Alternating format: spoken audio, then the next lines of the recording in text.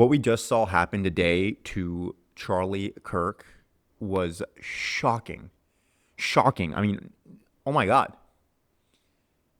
In front of the whole crowd, hundreds, if not over 1,000 people were watching him. And before you know it, boom, he's dead in front of everyone. And I feel terrible for his loved ones, his family, and terrible for anyone who watched the video. I'm sure many of you have. I mean, that was a very deadly bullet. And he passed away. Now, I'm tempted to say that it is almost hard to believe, but is it really? Is it really that hard to believe? Like, think about it deeply. Stuff like this happens in America. We saw it recently with Trump. We see these school shootings. There's some other politically charged violent events that have happened sprinkled in. Feels like they happen at least once a month. That people die and people kill people over politics. People kill people over politics in America. It's laughable. It's laughable that somebody would come to the conclusion that because of a political disagreement, they want to pick up a gun and shoot someone. Now, keep in mind, I know nothing about who did it, but I'm going to assume a lot of things that I am certain are correct. And I'm going to speak on the main takeaway for me, which is, boy, am I glad I left America. And I think you guys who have left America should be as well. And you guys who are still rotting away there should seriously reconsider. So let's think of who this guy probably was, right? Obviously, he was very politically charged. He probably had a very strong political opinions against those of Charlie Kirk. And he was mentally unstable. And he decided to pick up a rifle and shoot him. Now, many people are going to think, oh my God, the left. The left is evil. The left killed Charlie Kirk. Sure, that guy was a leftist, most likely, and he killed Charlie Kirk, but there are still the 99.999% of leftists who would never, ever do that. But in America specifically, not only do we have this uber politically charged environment, we also have an average day-to-day life that inevitably leads to more psychopaths who do psychotic things. What do I mean by that? This guy was probably very lonely.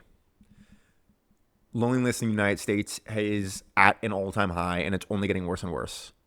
With the growth of social media, people are spending more time on their phone, and their social skills are not as good. You take that, and then you combine it with the way that the United States is physically designed, right? Most people live in boxes. What do I mean by boxes? Either a single-family standalone home in an unwalkable area, or an apartment where nobody knows any of their neighborhoods that's surrounded by parking, also in an unwalkable area. People live on their little boxes. Some people live on islands. Some people have this, they're kind of far out of the city in the burbs. And, they've got a nice long driveway and a big yard, and they think that it's the best life ever.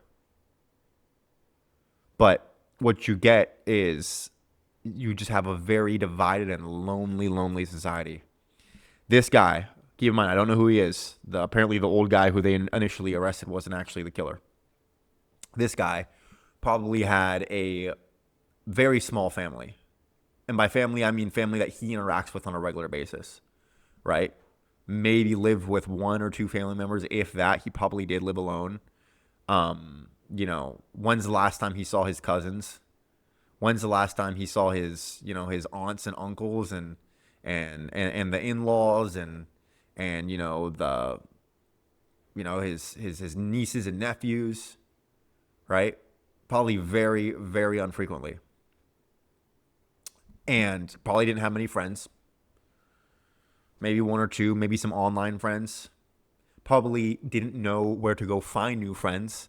That was probably very difficult. And since he lives in a box on an island, and he lives, this happened in Utah. I'm gonna assume he was from Utah. He might not have been though. He definitely might not have been. But yeah, probably lived in some city where making friends after college for adults is like kind of difficult, like it is in 90% of cities in the United States. There are exceptions, but in the overwhelming majority of the United States, like an open, friendly, welcoming social scene is like an absolute luxury for people. Very few people have it. So he probably had few friends, little family. So very few people who he could think of to feel, man, like I wouldn't want to disappoint them. I wouldn't want to make them feel terrible. I wouldn't want to burn their reputation. I wouldn't want to tarnish our last name. He probably didn't give a shit about his last name. His last name probably meant nothing to him. It's just the second word on his driver's license, right? He doesn't have that familial connection. He doesn't have that duty to honor his loved ones and to honor those around him, and to be a good friend and be a good family member. And he didn't have those people to check in on him, to say, hey man, are you doing well? Right? And to help steer him in a better direction when he was going through this mental insanity. Shoot, I had a specific point on that. Friends. Yes. Little friends, little family, lived on an island. And what did he spend his time doing? Internet. Social media. Phone. Computer. He probably grinded the internet. He's probably been in the deepest of subreddits because that's just how he spent his time. He lives on an island on a box with very little friends or family, if any. What's he going to do with his free time? He's going to go home. He definitely doesn't go to the gym. No shot that guy worked out. Eat crap food and lay on his couch or bed and just like be on his phone and to see content, political content, right? Not everybody goes down the political rabbit hole when they have nothing to do but be on their phone, but he did, right? Again, it's probabilities. It's like you live in an environment where so many people live like that. The odds of some going crazy and doing something like this is just higher. So he's watching Charlie Kirk reels and thinking, oh my God, why did he say that? He's such a racist, fascist bigot. Oh my God. He's gonna poison our country and people like him.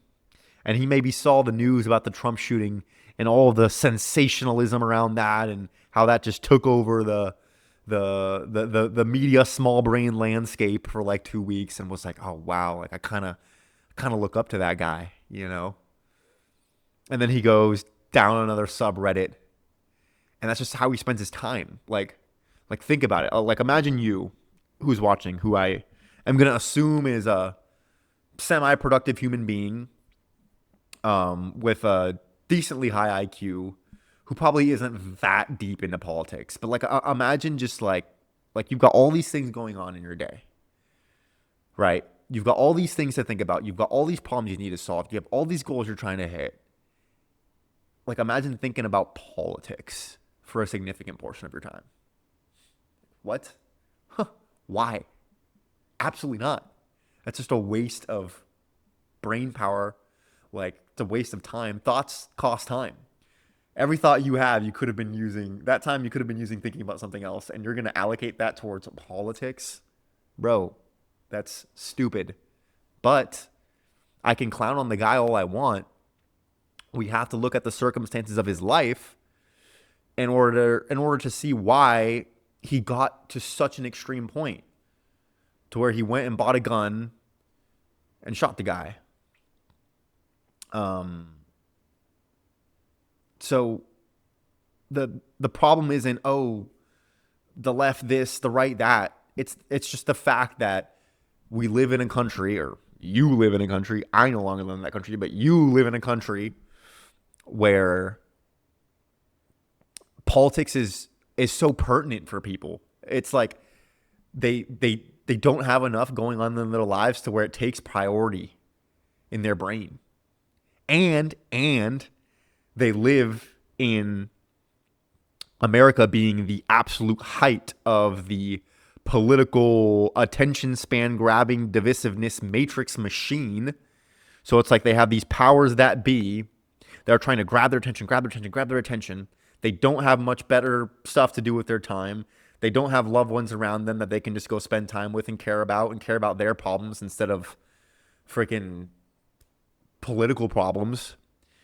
And before you know it, it becomes like something super important for them. Like what? It's not going to change anything, especially in America where the matrix is so established. The people that actually that make decisions are so distant from you that your voice does not freaking matter. Your vote doesn't matter either. None of it matters. And that's not going to change for an extremely long time. Could that change eventually? Sure. But in your lifetime, you're not going to be the one to create that change. Sorry, it's not going to happen. So it's this society where politics is like, it's too important for people. It's too in your face. It's sure, the overwhelming majority of people aren't going to pick up a gun and shoot someone, but the Karen is going to yell at you. There's going to be a riot. You're going to go to the park and there's going to be a riot. God forbid you're driving and now they block the road, right? You open up your social media and your friends are posting some super stupid stuff on their story. And then you're tempted to post something on your story. And then now this, your other friend or whoever you're arguing online about politics and you're going in comment sections when you're bored and commenting on politics. You're watching the news. The news. It's stupid. It's stupid. It's stupid. It's stupid. But again, it's like, it's not as escapable in America as it is in other places. Right? What did I do for that reason and a host of other reasons, bunch of other reasons? I came to Latin America in a place where there's good family values, where people just kind of, for the most part, hang out and have a good time and they focus on their own world. Now, is the political system here good? No. Is it corrupt? Yes. But at the end of the day, what matters is your own life. Sure, corruption's happening, blah, blah. This guy did this guy's in the news, the president did that. But it's like, okay, can you survive? Can you afford the lifestyle that you want? Do you have loved ones around you that care about you? Do you have people that check in on you to make sure you're okay? Do you have a bright future? What are you doing this weekend? What's the next birthday party that you're gonna go to? Has anybody invited you to a birthday party? Do you have people to invite to your birthday party? Right? Like, do you want to have kids one day? Do you think it's genuinely feasible for you to have kids one day? Do you think it's possible for you to find the right partner? Is it possible for you to be able to afford to put food in their mouths? Can you trust that those kids are going to be raised in an environment that you can that you think is good for them? Or are you scared that if you have children, they're going to be born into an environment that's toxic, that's antagonistic, that's out to put bullshit into their brain?